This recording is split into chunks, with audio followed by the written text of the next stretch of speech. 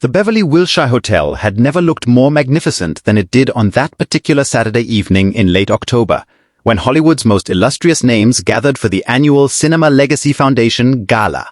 an event that had become one of the most anticipated occasions on the entertainment industry's social calendar. The grand ballroom was adorned with thousands of white roses and crystal centerpieces that caught the light from enormous chandeliers hanging from the ornate ceiling, creating an atmosphere of timeless elegance that seemed to transport guests back to Hollywood's golden age. The guest list read like a who's who of the entertainment world, with A-list actors, acclaimed directors, powerful studio executives, and influential producers all mingling in their finest designer attire. The air filled with the delicate clink of champagne glasses and the soft murmur of polite conversation punctuated by occasional bursts of laughter. Among the distinguished attendees was Kevin Costner, the legendary actor and director who had arrived around 8 o'clock, looking every bit the Hollywood icon in a perfectly tailored midnight blue tuxedo that complemented his still striking features and silver hair. At 68 years old, Costner maintained the commanding presence that had made him one of the most bankable stars of his generation. And as he moved through the crowd, he was greeted with warm handshakes, respectful nods, and genuine smiles from colleagues who had watched him shape American cinema for over 4 decades.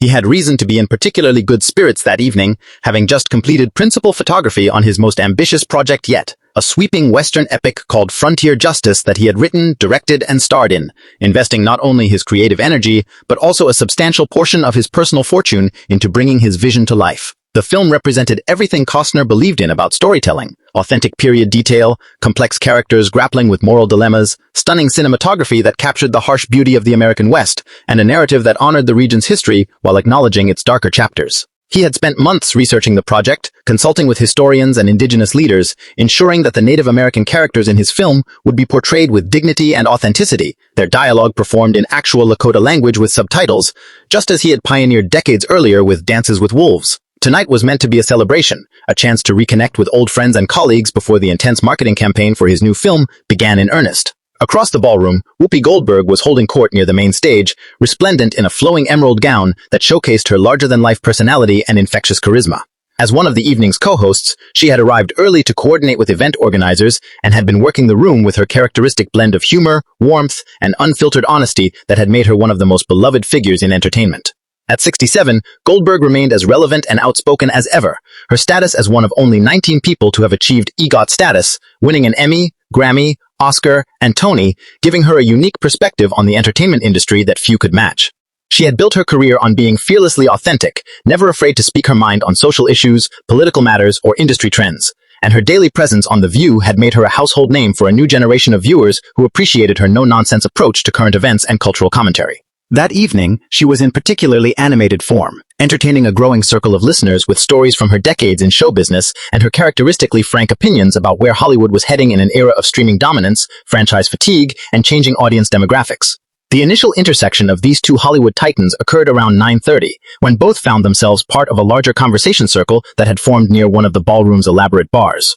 The group included several other notable figures: a respected independent film director who had just won the Palme d'Or at Cannes, a studio executive known for greenlit prestige projects, a veteran cinematographer whose work had defined the visual language of modern cinema, and a rising young actress who had recently earned critical acclaim for her debut performance. The conversation had started with relatively safe territory: reminiscences about past Academy Award ceremonies, humorous anecdotes about difficult shoots, and speculation about which films might dominate the upcoming award season. But as more champagne flowed and the evening progressed, the discussion naturally evolved toward more substantive and potentially contentious topics: the existential challenges facing theatrical exhibition, the creative constraints imposed by risk-averse studio committees, the ongoing debates about representation both in front of and behind the camera, and the question of whether streaming platforms were democratizing content creation or simply fragmenting audiences into isolated niches. Kevin Costner had been content to mostly listen during this phase of the conversation, occasionally offering a brief observation or a knowing smile when someone made a point that resonated with his own experiences.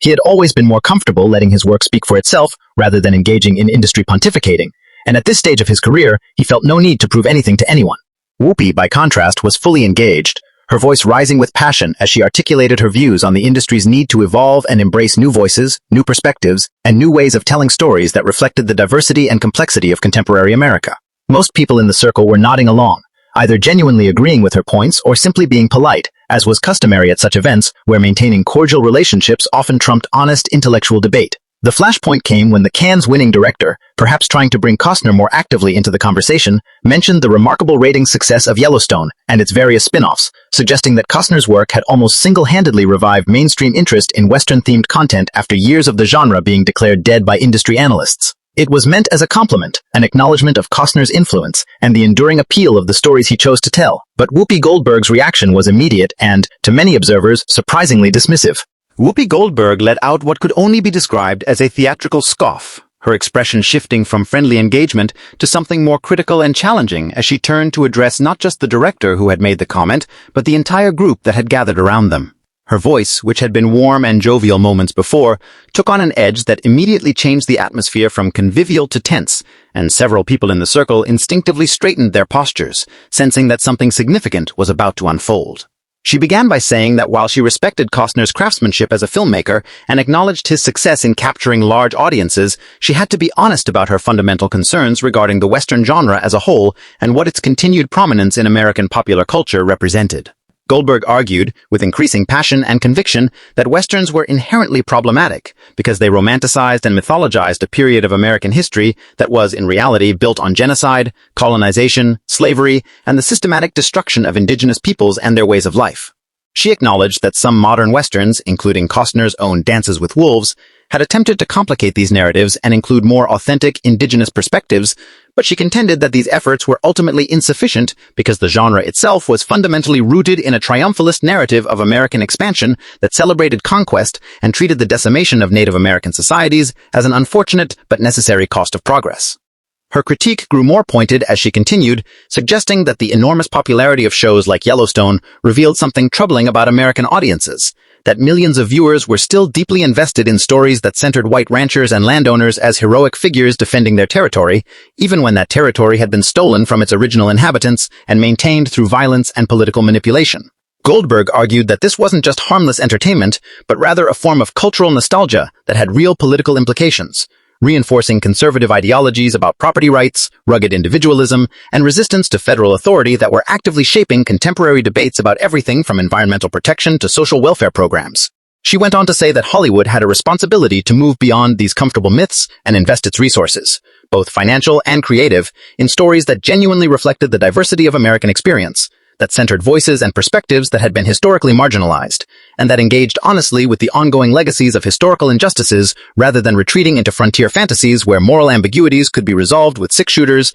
and where the hero always got to ride off into the sunset. The other people in the conversation circle were visibly uncomfortable now, their eyes darting between Goldberg and Costner, unsure whether to intervene with more moderate perspectives or simply let this play out. Whoopi seemed oblivious to or unconcerned with their discomfort, pressing forward with her argument as if she had been waiting for an opportunity to make these points publicly. She suggested that the reverence with which Hollywood still treated the Western genre was emblematic of the industry's broader failure to meaningfully evolve, its tendency to keep returning to the same wells of inspiration rather than taking risks on genuinely innovative storytelling. Goldberg pointed out that when studios invested hundreds of millions of dollars in Western-themed productions, they were making a choice that necessarily meant other stories weren't being told, other voices weren't being heard, other perspectives weren't being represented on screen. She mentioned several specific projects she knew about: films about the civil rights movement, stories about immigrant experiences, narratives centered on indigenous communities dealing with contemporary issues that had struggled to find financing, while networks and studios seemed to have unlimited budgets for shows about wealthy ranchers and their family dramas.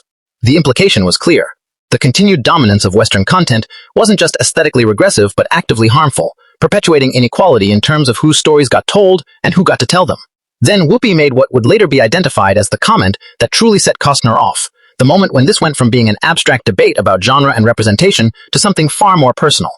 She said, with what some witnesses described as an almost pitying tone, that she understood why actors and directors of Costner's generation remained attached to Westerns, that these were the stories they had grown up with, the narratives that had shaped their understanding of American identity and heroism, the films that had made them want to become artists in the first place. But she suggested that this attachment was ultimately a form of nostalgia that prevented them from recognizing how much the world had changed, how different audiences' needs and expectations had become, and how what had seemed heroic and meaningful in 1990 or even 2010 might now appear outdated, problematic, or even reactionary to contemporary viewers who had been raised with a more critical understanding of American history and its ongoing racial reckonings. She concluded her critique by saying that while she didn't doubt Costner's sincere passion for these stories, Passion alone didn't justify the continued centering of narratives that, however well-intentioned, ultimately served to reinforce rather than challenge the mythologies that had sustained American inequality for centuries. The silence that followed this pronouncement was deafening, with everyone in the immediate vicinity frozen in anticipation of how Costner would respond. Some had noticed his body language changing during Whoopi's monologue, the way his jaw had tightened incrementally, the slight narrowing of his eyes, the manner in which he had carefully set his champagne glass down on a nearby table with just a bit more force than necessary, the subtle straightening of his shoulders as if preparing for battle. Those who knew Kevin Costner well, who had worked with him on film sets or known him socially for years, recognized these signs immediately. The usually diplomatic actor was genuinely angry, and when Costner got angry, his response tended to be all the more devastating for being delivered with controlled precision rather than explosive rage. Kevin Costner took a long, measured breath before responding, and when he finally spoke, his voice was quiet enough that people had to lean in to hear him, but it carried an authority and intensity that commanded absolute attention from everyone within earshot. And indeed, conversations throughout the ballroom began to die down as people sensed that something important was happening and moved closer to witness it. He began by thanking Whoopi for her candor and for articulating what he suspected. Many people in Hollywood privately thought but rarely said openly, and for a brief moment, some observers thought he might be preparing to concede some of her points in the interest of maintaining collegial relations. But then his tone shifted, becoming firmer and more pointed as he began to methodically dismantle every aspect of her critique with the kind of detailed, passionate argumentation that revealed just how deeply he had thought about these issues and how personal this work was to him. Costner started by addressing the fundamental charge that Westerns were inherently problematic and irredeemably tainted by their historical origins, arguing that this perspective reflected a shallow understanding of what the genre could be and what many filmmakers, including himself, had been working to make it. He pointed out that dismissing an entire genre because some of its historical examples were problematic was like dismissing film noir because early entries in that genre often portrayed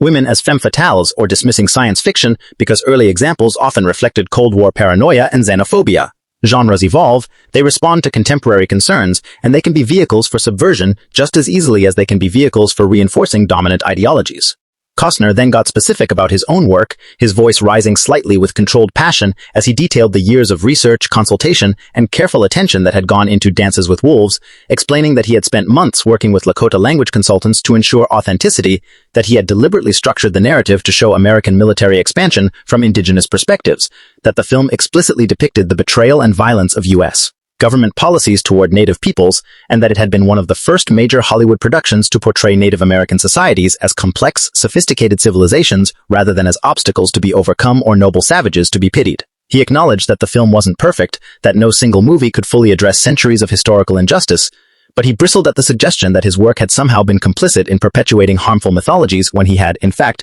been deliberately working against the grain of traditional Western narratives. Costner continued by addressing Goldberg's comments about Yellowstone, and here his frustration became even more evident as he challenged her characterization of the show as simple nostalgia for reactionary politics. He explained that while yes, the show centered on a wealthy ranching family, it was hardly a simplistic celebration of their worldview. The Dutton family were portrayed as deeply flawed people making morally questionable decisions. The show explicitly dealt with themes of environmental destruction, corporate greed, the ongoing theft of indigenous land, political corruption, and the ways in which wealth and power corrupted even well-intentioned people. He pointed out that one of the show's major storylines involved the conflict between the Dutton Ranch and the neighboring Broken Rock Indian Reservation, with the show consistently portraying the indigenous characters as being morally justified in their claims and showing how historical injustices continued to shape contemporary conflicts. The fact that the show was set in Montana and featured cowboys didn't make it regressive. It made it a Western, and there was nothing inherently wrong with telling stories set in that landscape and engaging with those archetypes, provided you did so with intelligence and moral complexity.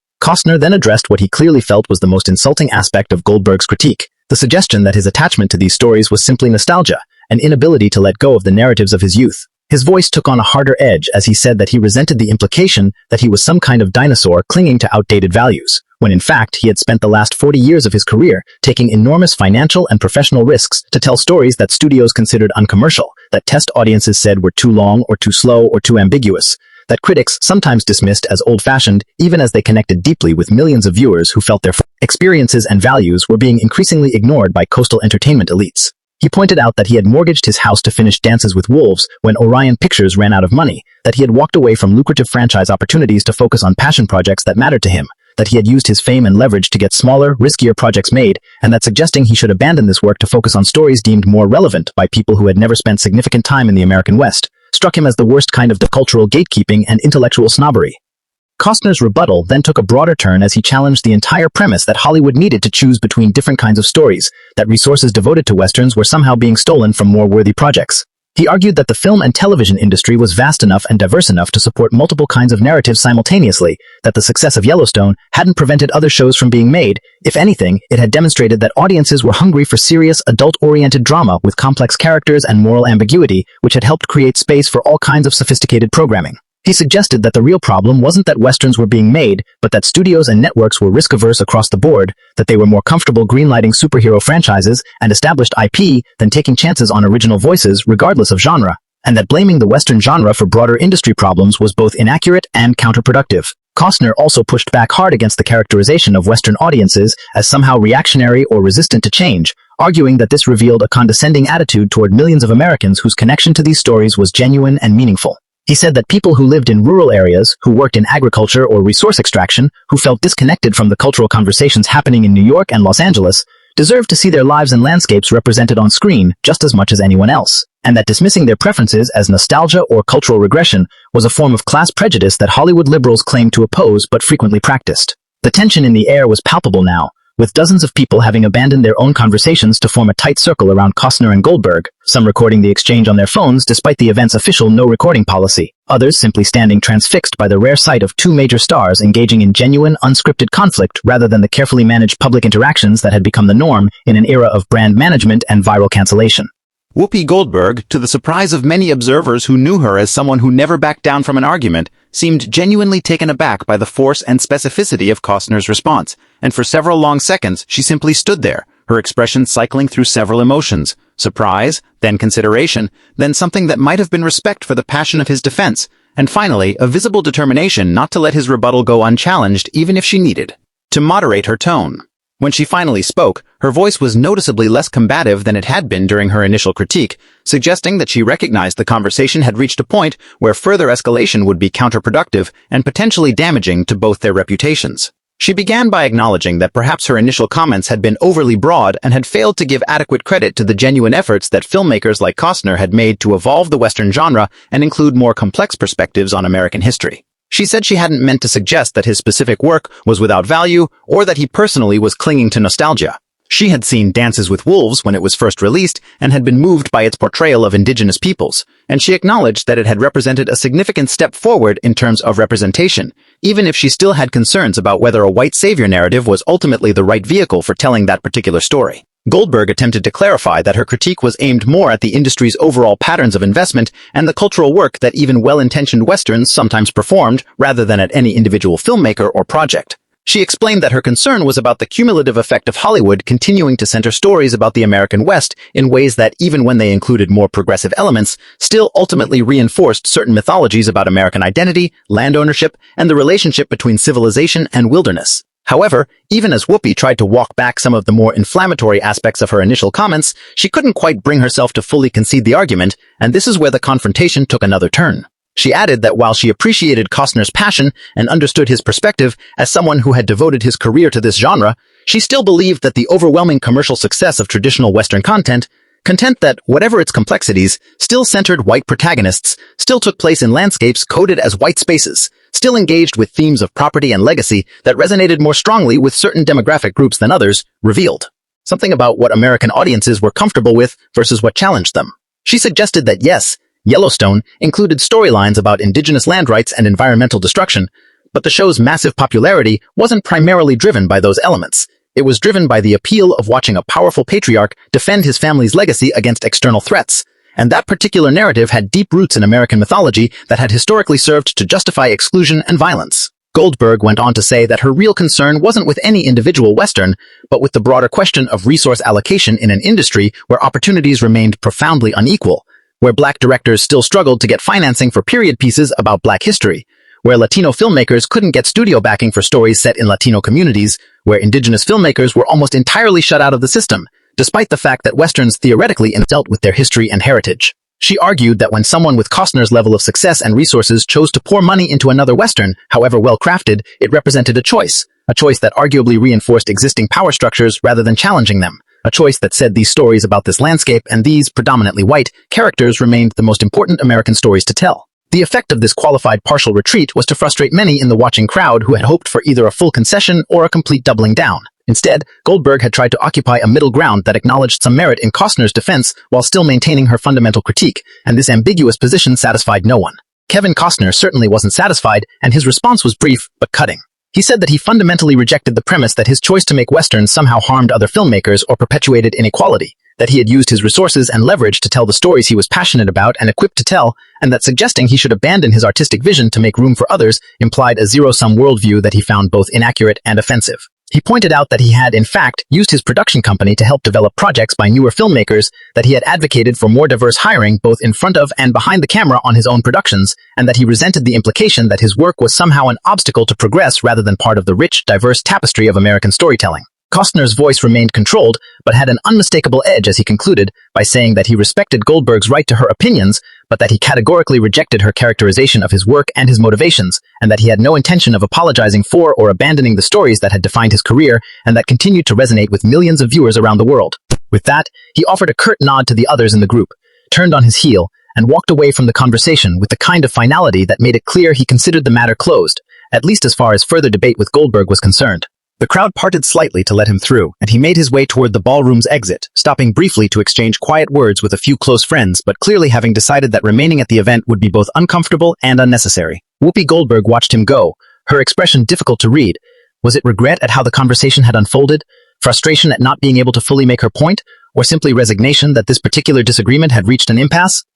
She turned back to the remaining members of the conversation circle and made a comment about how important it was to have these difficult discussions even when they created tension. But her tone suggested that she understood the exchange had not gone the way she might have hoped, and that her initial approach had perhaps been more confrontational than strategic. By the time the sun rose over Los Angeles the next morning, word of the Costner-Goldberg confrontation had already spread throughout the entertainment industry like wildfire, with dozens of people who had witnessed the exchange sharing their accounts via text messages, phone calls, and encrypted messaging apps with friends, colleagues, and industry journalists who began assembling detailed reconstructions of what had transpired. The first public report appeared on a prominent entertainment website around 11 a.m. Pacific time, with the headline, "Costner and Goldberg Clash Over Westerns at Charity Gala," followed quickly by competing versions from other outlets, each emphasizing different aspects of the confrontation based on their sources' perspectives and their own editorial biases. By Monday afternoon, the story had been picked up by mainstream news organizations beyond the entertainment press, with articles appearing in major newspapers and segments airing on cable news networks that framed the confrontation as emblematic of larger cultural and political divisions within both Hollywood and American society at large.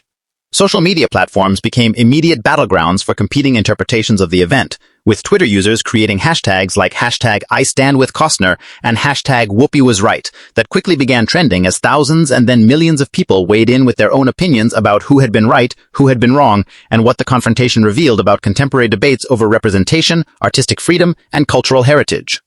Costner's defenders mobilized quickly and passionately, flooding social media with clips from his films, statistics about Yellowstone's massive viewership numbers that dwarfed most other scripted television programming, and passionate arguments about the continued relevance and importance of Western narratives in American culture. Many of these supporters positioned themselves as defending not just Costner, but Middle America more broadly. They argued that the actor's work resonated so deeply with audiences precisely because it honored values and ways of life that felt increasingly dismissed or mocked by coastal elites. And they saw Goldberg's critique as yet another example of Hollywood condescension toward anyone who didn't embrace progressive orthodoxy on every cultural question. Some of the rhetoric from this camp became explicitly political, with conservative commentators using the confrontation as an example of cancel culture and ideological conformity in the entertainment industry, arguing that even legendary filmmakers like Costner were now being attacked simply for telling traditional American stories. On the other side, Goldberg's supporters rallied with equal passion, arguing that her critique, however bluntly delivered, had raised legitimate and important questions about which stories Hollywood chose to prioritize and celebrate, and that the defensive reaction to her comments proved how resistant the industry remained to genuine self-examination. These voices emphasized the persistent disparities in funding, marketing, and critical attention between different types of films, pointing to statistics showing that films directed by women and people of color still received significantly lower average budgets than those directed by white men, that stories centering non-white communities still struggled to find financing and distribution, and that the Western genre's continued prominence was symptomatic of an industry that remained far more comfortable telling certain stories than others. Supporters of Goldberg's position argued that Costner's personal good intentions and the quality of his individual films were beside the point. The issue was systemic, about the cumulative effect of Hollywood's choices regarding which voices got amplified and which remained marginalized. Some tried to occupy middle ground, suggesting that both Costner and Goldberg had made valid points and that the confrontation exposed real tensions that deserved thoughtful discussion rather than tribal point scoring. But these moderate voices were often drowned out by more passionate advocates on both sides who saw the incident as a referendum on fundamental questions about art, politics, and American identity. Film critics and cultural commentators produced longer, more nuanced analyses that examined the actual content of recent Western productions, looking at how shows like Yellowstone, The Harder They Fall, Killers of the Flower Moon, and others had approached the genre's traditional themes and whether these newer entries represented genuine evolution or merely superficial updates to traditional formulas. Academic discussions emerged in film studies, journals, and on scholarly panels about the Western's complex role in American mythology, analyzing how the genre had historically functioned to process national anxieties about expansion, violence, justice, and identity, and debating whether that function remained relevant or had become obsolete in a more diverse, globalized America that was attempting to reckon more honestly with historical injustices. Neither Kevin Costner nor Whoopi Goldberg issued formal public statements about the incident in the immediate aftermath, though representatives for both provided brief comments to press outlets emphasizing that the exchange had been a passionate but respectful disagreement between two artists with different perspectives, and neither characterizing it as a personal feud or permanent rift. Sources close to Costner told reporters that the actor had no regrets about defending his work and articulating his artistic philosophy, viewing the confrontation as an important moment of honesty in an industry too often characterized by empty pleasantries and public relations management, though he reportedly told friends he was frustrated that his careful arguments had been reduced to sound bites and tribal signaling on social media. People in Goldberg's orbit similarly indicated that while she perhaps wished the conversation had unfolded in a less confrontational setting, where there had been more room for nuance and mutual understanding, she stood by the substance of her concerns and believed that these difficult conversations about representation and industry priorities needed to happen, even when they created discomfort or temporary conflict. The incident did have tangible effects on ongoing projects and industry conversations in the weeks and months that followed, with several actors and directors who had been developing Western-themed content reportedly pausing to reconsider their approaches, wanting to ensure they were engaging with the genre's complexities rather than simply recreating traditional formulas with contemporary production values. Meanwhile, Costner's upcoming film Frontier Justice received significantly more attention and interest than it might have otherwise, with many viewers now specifically curious to see how the project addressed or incorporated the themes that had been raised in his debate with Goldberg, and whether it would vindicate his claims about the genre's continued relevance and his own thoughtful approach to these stories. The confrontation ultimately transcended its immediate context to become a flashpoint for broader cultural conversations that extended far beyond Hollywood, touching on questions about who gets to tell which stories,